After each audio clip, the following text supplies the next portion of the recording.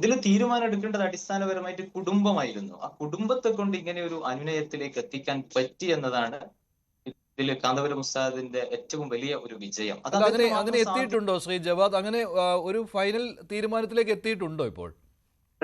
തീർച്ചയായും ഞാനിപ്പോ ഇവിടെ നിന്ന് മർക്കസിന്റെ ഭാഗത്തു നിന്നൊക്കെയുള്ള മീഡിയകളിൽ നിന്നുള്ള അറിയിപ്പുകളൊക്കെ കണ്ടപ്പോൾ എനിക്ക് മനസ്സിലായത് അവരിതുവരെ ഒഫീഷ്യലി ഔട്ട് ചെയ്തത് ഈ വധശിക്ഷ മരവിപ്പിച്ച നാളത്തെ ശിക്ഷ മരവിപ്പിച്ച കാര്യങ്ങൾ മാത്രമാണ്. പക്ഷെ യമനിലുള്ള സുഹൃത്തുക്കളിൽ നിന്നൊക്കെ ലഭിക്കുന്ന വിവരങ്ങൾ പ്രകാരം ആ കുടുംബം ബ്ലഡ് മണി സ്വീകരിക്കാൻ സന്നദ്ധരാവുകയും അതുമായി ബന്ധപ്പെട്ട് അത് എത്രയാണ് തുടങ്ങിയ ചർച്ചകളൊക്കെ കാന്തപുരം ഉസ്താദിന്റെ പ്രതിനിധി സംഘങ്ങളുമായി അവർ ചർച്ച നടത്തിക്കൊണ്ടിരിക്കുന്നു എന്നാണ് എനിക്ക് തൊട്ട് മുമ്പ് കിട്ടിയ അതൊരു വലിയ വാർത്തയാണല്ലോ. അപ്പോൾ ജവാദ്, അതൊരു വലിയ വാർത്തയാണല്ലോ. അവർ ബ്ലഡ് മണി സ്വീകരിക്കാൻ ആ കുടുംബത്തിലെ കുറച്ചു പേർക്ക് വിസമ്മതമുണ്ടായിരുന്നു എന്നായിരുന്നു ഇന്നലെ വൈകിട്ടും ഇന്ന് രാവിലെ വരെയും വന്ന റിപ്പോർട്ടുകൾ. അത് മർക്കസിൽ നിന്നും അങ്ങനെയായിരുന്നു. ഇപ്പോൾ അവർ എല്ലാവരും സമ്മതിച്ചു, അങ്ങനെ ഒരു തീരുമാനത്തിലേക്ക് എത്തിയിട്ടുണ്ട് എന്നാണോ? ഇനി എത്ര പണം എന്നുള്ളതിലെ ഇനി ഒരു ചർച്ചയുള്ളൂ എന്നുള്ളതാണോ?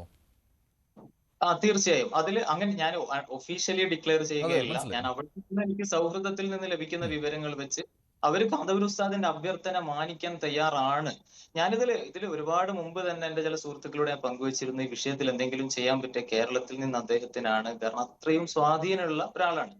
അപ്പൊ അത് ഗുണം ചെയ്യുന്നു എന്ന് തന്നെയാണ് എനിക്ക് അവിടെ നിന്ന് മനസ്സിലാകുന്നത്. അതിന്റെ ഡോക്യുമെന്റേഷൻ വർക്കുകൾ കഴിഞ്ഞ് ഒഫീഷ്യലി കാര്യങ്ങൾ എത്തിയാൽ മാത്രമേ സ്വാഭാവികമായിട്ടും അവർ പുറത്തുവിടുമായിരിക്കും അത്തരം കാര്യങ്ങൾ.